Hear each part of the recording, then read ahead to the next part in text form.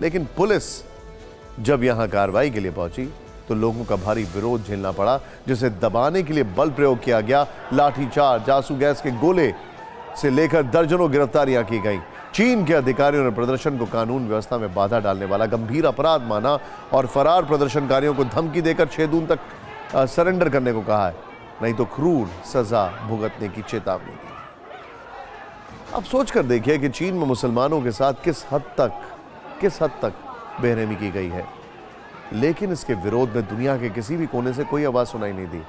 ना ही कश्मीर में मुसलमानों पर अत्याचार किए जाने का झूठ फैलाने वाले पाकिस्तान के आर्मी चीफ असीम मुनीर, पीएम शहबाज शरीफ और विदेश मंत्री बिलावल भुट्टो ने कुछ कहा।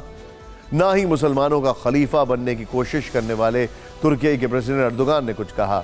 ना ही मुसलमानों का झंडा बरदार बनने वाले इस्लामिक देशों के संगठन OIC का मुंह खुला, और ना ही कश्मीर में G20 से दूरी बनाने वाले देश सऊदी अरब का दिल पसीजा।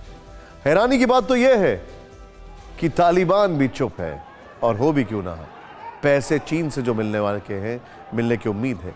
असल में इसे ही सेलेक्टिव अप्रोच कहते हैं, क्योंकि चीन को लेकर इन देशों की चुप्पी पहली बार दिखी है। ऐसा नहीं है। 2018 में ही चीन के यूनान प्रांत में 3 मस्जिदों पर ताला जड़ दिया गया था। तब सरकार ने कहा था कि इनमें अवैध धार्मिक शिक्षा दी जाती है, लेकिन उस वक्त भी ये देश खामोश रहे। यूनान के अलावा शिनजियांग की बात करें तो यहां रहने वाले उइगर मुसलमानों पर तो बेरहमी की लंबी लिस्ट है।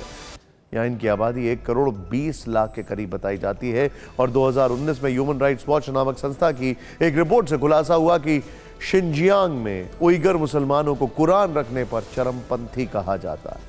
इस समुदाय से संबंध रखने वाले दूसरे मुसलमानों को के फोन की बीजिंग खुद निगरानी करता है। जिन लोगों के मोबाइल फोन में कुरान मिलती है, पुलिस उनसे कड़ाई से पूछताछ करती है।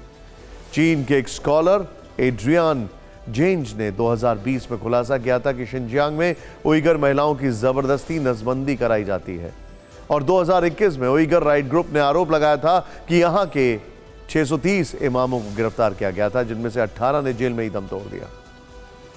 साल 2022 में आई यूनाइटेड नेशंस की रिपोर्ट की बात करें तो इसमें भी चीन पर उइगर मुसलमानों के खिलाफ मानवाधिकारों का उल्लंघन करने के आरोप लगे। मार्च 2021 में अमेरिकी विदेश मंत्री एंटनी ब्लिंकन को कहना पड़ा था कि चीन मानवता के खिलाफ अपराध कर रहा है, और 2021 में ब्रिटिश सांसद ने बताया था कि चीन शिनजियांग में उइगर मुसलमानों का नरसंहार करता है।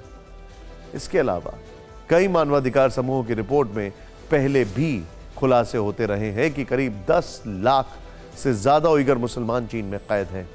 इसके लिए जिनपिंग सरकार ने शिनजियांग प्रांत में ही कई टॉर्चर कैंप बनाए हुए हैं, जिसे वो एजुकेशन कैंप कहकर बरगलाता है, और यहीं ट्रेनिंग देने के नाम पर मुसलमानों को प्रताड़ित किया जाता है। कैदियों को कोड़ों और लात घूसों से पीटा जाता है।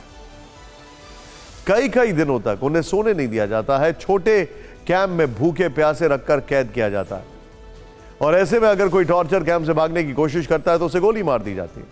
लेकिन क्या मुसलमानों पर चीनी अत्याचार का ये बदनुमा दाग वाला अध्याय इस्लामिक देश नहीं जानते हैं? वो चीन का ये कड़वा सच ठीक से जानते हैं, लेकिन कभी अपनी निजी हित के लिए वो चीन के डर के कारण सब सन्नाटे में रहते हैं।